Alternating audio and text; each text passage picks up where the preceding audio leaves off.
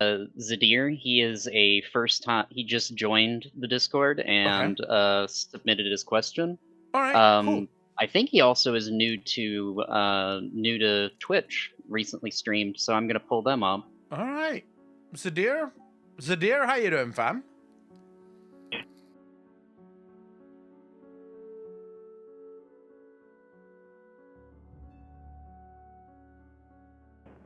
All right. Sorry, your mic quality, Zadir, is very bad. So I'm trying to just tell me if I'm correct on this. You're asking about the children of the first flesh. Is that correct? Yes. Sorry about my terrible mic. No. It's perfectly fine, bro. I just didn't want you to think, oh my god, he's not listening to me. I'm really trying. It's just very difficult to hear. All right, so the Children of the First Flesh line is the same as you. I lost my mind when I saw that the first time, because it introduces a very curious set of circumstances here. We know that flesh was very much, at least for the most part on Azeroth, flesh was the result of the gift of flesh, or the curse of flesh, depending on your who you ask. So if you ask the Titan's curse, if you ask the Old God's gift. Now, we also know that that's not the only sources of flesh. We know that there are beings that were created or that naturally came into being as flesh. The trolls come to mind here. Of all the information, of all the constructs that we know of that receive the gift of flesh, the trolls are not obviously linked to any construct.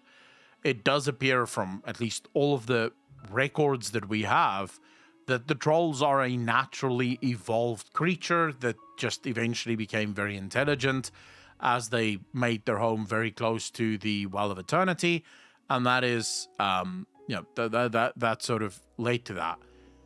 So the trolls would very much be a quote-unquote first flesh creature.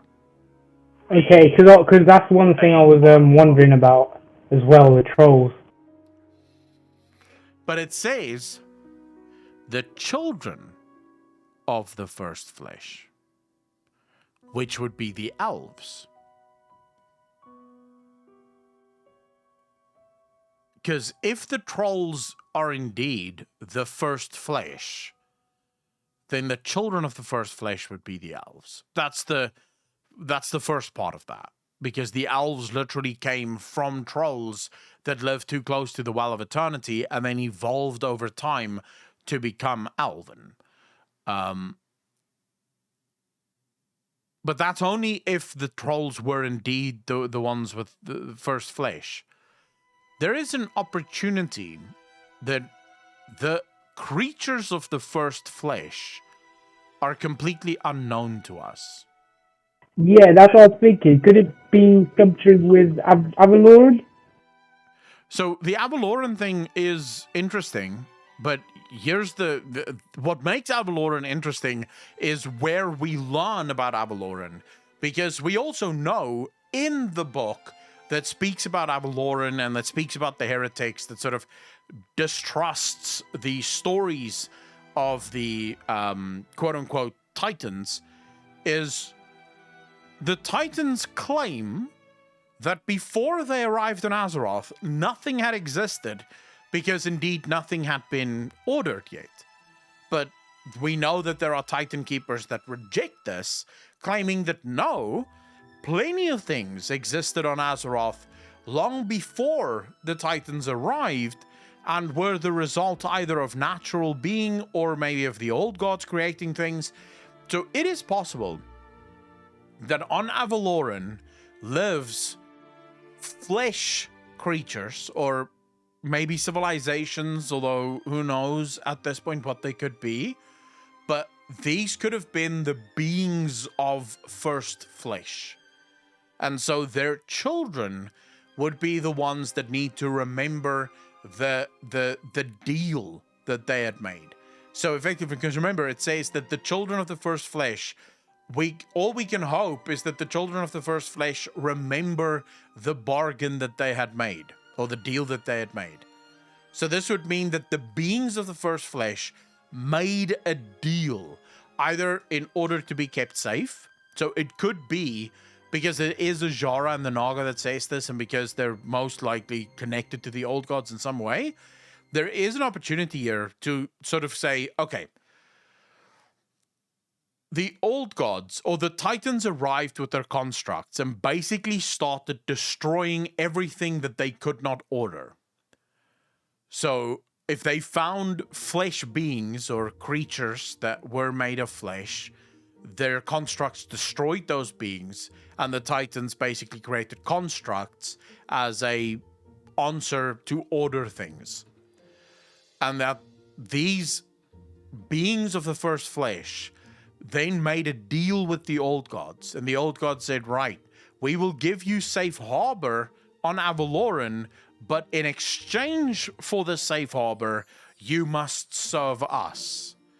And so this might be ultimately what Azshara is after.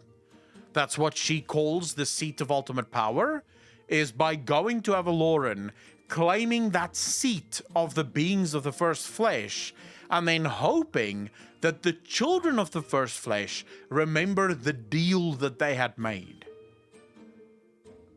Right? That's sort of the only thing that I can guess at this point.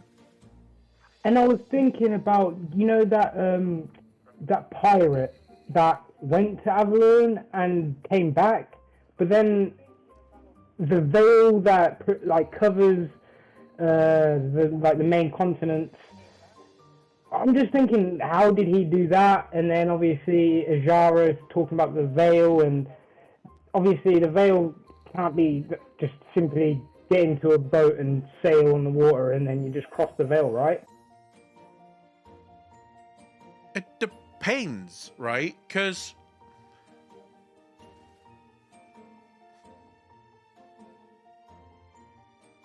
it might be that the veil isn't all-encompassing, right? The veil isn't... It's not like there's no way through it. You just need to know how to get through it. And if ever there's going to be someone that figures that out, it's going to be a pirate, right? They know the waters. They're infinitely bored most of the time. So, of course, if there is ever going to be a pirate, or if there's ever going to be anyone that figures out how to get through the veil, it would be a pirate. The fact of the matter is, Azshara managed to get through. Yeah, I'd say the same, but then, like, the Naga as well, they live in the water, like... Yeah, but the veil, if there is a veil, it wouldn't be like the veil literally just stops at the waterline. The veil would go all the way down. It would literally block everything and anything from getting in or out, especially if that veil was indeed created to keep people safe. Okay, yeah, that makes sense. Right? All the living life. I don't know if D-Wolf is talking about this Q&A. I wonder if he's not talking about the Q&A with Ian, because they said that there's a Q&A with Ian. Yeah, he's probably talking about that because it is up. We'll go through it after the Q&A. We'll quickly go through it, but apparently there's nothing new that comes out of this. Yeah, he couldn't be talking about this one because I would argue every question we've got so far in this Q&A we've never had before. Like, this is actually the most original Q&A we've done in a very long time. It's absolutely ridiculous. Yeah, can I just say thank you? This is my first time. I love your content. I was born in Belleville, in Cape Town. Grew up in the UK. But nice. Yeah, I love you. Just keep it up, man. Zeder, thank you so much, dude. I really appreciate that. And old Suffer boy, but I can hear from your accent, you definitely grew up in the UK. Because there's not a hint of South African accent there. I can understand it. I can understand Afrikaans, I just can't speak it anymore. All right. You're kind of like my cousin. I have a cousin that grew up in Australia, and he can understand Afrikaans if you speak slowish. Like, you can't speak too fast, but he can understand it. Although when he opens his mouth, he sounds like an Australian.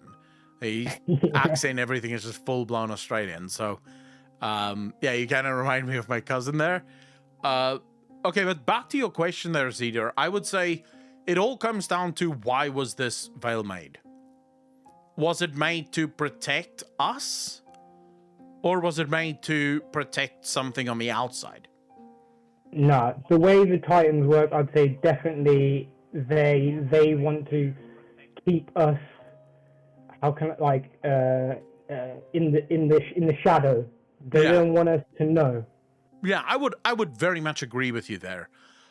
Based on a reading of that book, Tyr and the other Titan Keepers sent thousands of constructs to their deaths in Avaloren, trying to bring the heretics to court for, being heretical. They could not succeed. They could not get the heretics off of Avaloren. And so their decision was, well, if we can't get the heretics to repent or exterminate the heretics, then we'll simply block the heretics. So we'll put up a veil called the Umbral Veil, and it will effectively block the heretics from ever getting to reality or to the creation of Azeroth. This means that our legacy or the legacy of our parents are safe, right?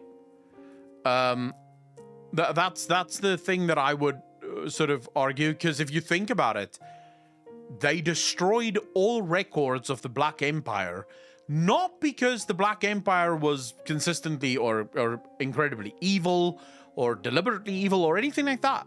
They destroyed the records, in their own words, because they didn't want anything to conflict with what they considered to be the new truth.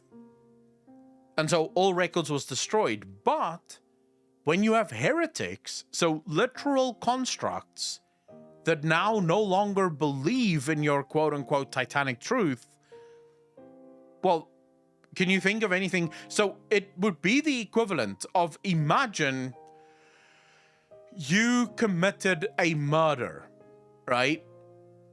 Yeah. And you want to get away with this murder. And you will get away with this murder because no one actually knows that you murdered this person except for the maid that saw you murder this person. If you can't kill the maid, what would you do? You'd abduct her and lock her up. So say, for example, you don't have the stomach to take another life. Well, if this maid is free, she can go to the police and she can tell the police what you had done, and then, your lie is over. But if you can lock the maid up and ensure that she can never speak to anyone about what she believes to be the truth, then no one will ever know, and you'll get away with it. That's sort of how I view it. They do love locking people up, putting them in jail and stuff. They love that too. Yeah, they love their prisons. And it could be that they basically turned Avaloren into one giant prison. Basically, we can't get to it, and they can't get to us. Rose Fox, yeah, not even in the sexy way, right? It's not even as if the Titans go, we're going to lock you up and do sexy things to you. They lock you up and just forget about you. They're no fucking chill, bro. Yeah. No chill.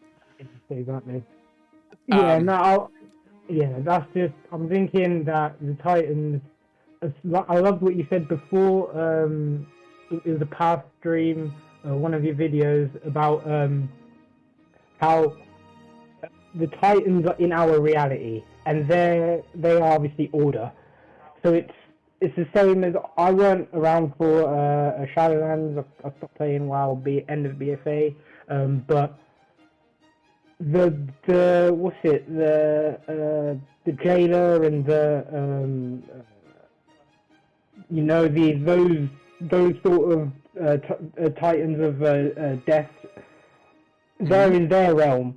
Yeah. So I'm sort of like, so it's sort of like the Titans sort of took over reality, and now they're like, okay, now we're ruling, like we're taking over this, we're imprisoning you who were here before, sort of thing. Yeah, I would argue that's exactly what it is. The Titans came, they took over from the old gods, and they destroyed the records of the old gods so that no one could claim that they were not the ones who made everything. Because that's what they do. They bring order, therefore nothing can exist without them. That's just their empirical truth.